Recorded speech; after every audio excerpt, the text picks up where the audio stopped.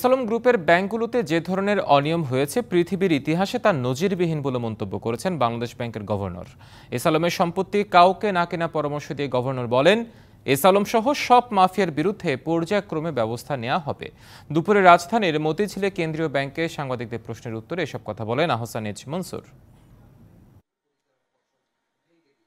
দায়িত্ব নেয়ার পর সুশাসনের অভাবে থাকা খেলাপি ঋণের ভারে ভারাক্রান্ত ব্যাংকগুলোর মধ্যে এ পর্যন্ত ৬টি ব্যাংকের পরিশোধ ভেঙে দিয়েছে বাংলাদেশ ব্যাংক। বাড়ানো হয়েছে নীতি সুধার। ব্যাংকিং খাত উদ্ধারে নেওয়া হচ্ছে বিভিন্ন পদক্ষেপ। বুধবার গণমাধ্যম কর্মীদের সাথে আলাপকালে গভর্নর জানান, এসালম সহ সব দুর্বৃত্তদের পর্যায়ক্রমে ধরা হবে, দৃষ্টান্তমূলক শাস্তির নজির সৃষ্টি করা হবে। হয়তো লিগ্যাল চ্যালেঞ্জ হবে। আমি বলবো যে সবাইকে দেশের স্বার্থে অন্য কেউ যেন এই সম্পদে হাত না দেয়। এই সম্পদগুলো আমাদের ডিপোজিটরদের টাকা ফেরত দেওয়ার জন্য আমরা ব্যবহার করতে চাই।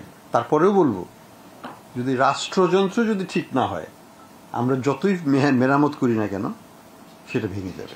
ঢালাইয়ের দৃঢ়তা, নির্মাণে নিশ্চয়তা, প্রিমিয়ার সিমেন্ট, ঢালাইয়ের রাজা। গভর্নর আরও জানান, আগামী মাস থেকেই শুরু হবে ব্যাংক খাতের সংস্কার। তবে এই সংস্কার কার্যকর হবে রাজনৈতিক সংস্কারের ওপর। এটা রিপোর্ট লেখার কাজটা করা, মানে সাথে সাথে কাজটা করে ফেলা, সেটা হচ্ছে গুরুত্বপূর্ণ। সেজন্য আমরা একটু চিন্তা ভাবনা করছি, হয়তো মাসখানিকের মধ্যেই আমরা এটাকে ক্রিস্টালাইজ করে ফেলতে পারবো। রিজার্ভ, বৈদেশিক মুদ্রার বিনিময় হার, মূল্যস্ফীতি নিয়েও কথা বলেন গভর্নর।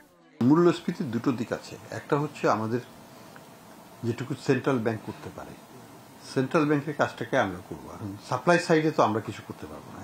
এক্সচেঞ্জেরটাকে স্টেবল মোটামুটি রাখা হচ্ছে।